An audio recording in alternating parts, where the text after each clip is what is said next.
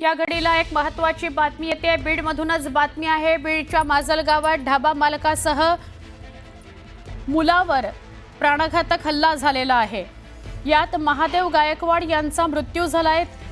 गंभीर जखमी असलेला मुलगा आशुतोष महादेव गायकवाड याच्यावर सध्या उपचार सुरू आहेत। अत्यंत धक्कादायक बातमी। बीडमध्ये चाललंय काय असा प्रश्न सातत्याने निर्माण होतोय। रोज बीडमधून अशा कुठल्या ना कुठल्या मारामारीच्या, खून, हत्या अशा घटना समोर येत आहेत।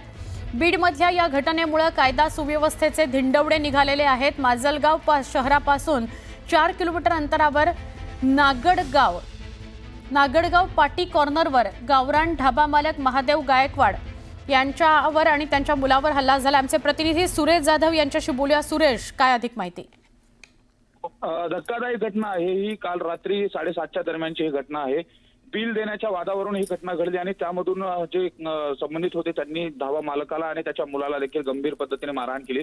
डोक्यामध्ये देखील मारहाण झालेली होती आणि त्यामुळं नेमकं त्यांच्यावरती उपचार सुरू होता। मध्यरात्री उपचार सुरू असतानाच यातील महादेव गायकवाड यांचा दुर्दैवी मृत्यू झालेला आहे। मात्र आपण जर बघितलं तर या अगोदर 2 दिवसापूर्वी माजलगावमध्ये भर दिवसा एका तरुणाला बोक्सून त्याचा देखील खून करण्यात आलेला होता आणि त्यानंतरची दुसरी घटना आहे।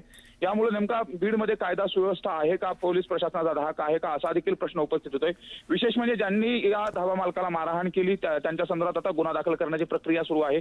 मात्र अशा पद्धतीने ही घटना का घडली याचं कारण देखील काय होतं हे देखील आता या पोलीस तपासातून समोर येणार आहे। मात्र 2 जणांना अमानुष पद्धतीने मारहाण करण्यात आली होती, त्यामध्ये 1 जणाचा मृत्यू झालेला आहे। त्यामुळे माजलगाव शहरामध्ये खळबळ उडाली आहे आणि जे आरोपी आहेत त्यांना तात्काळ अटक करावं अशा पद्धतीने मयताच्या नातेवाईकांनी देखील मागणी केली। त्यामुळे या घटनेनंतर आता पोलीस प्रशासन देखील अलर्ट झालेलं आहे। घटनास्थळावरती वरिष्ठ अधिकारी देखील गेलेले आहेत। त्यानंतर आता गुन्हा दाखल करण्याची प्रक्रिया सुरू आहे। यामध्ये आरोपींना अटक केलं जातं का हे देखील पाहणं महत्त्वाचं असेल।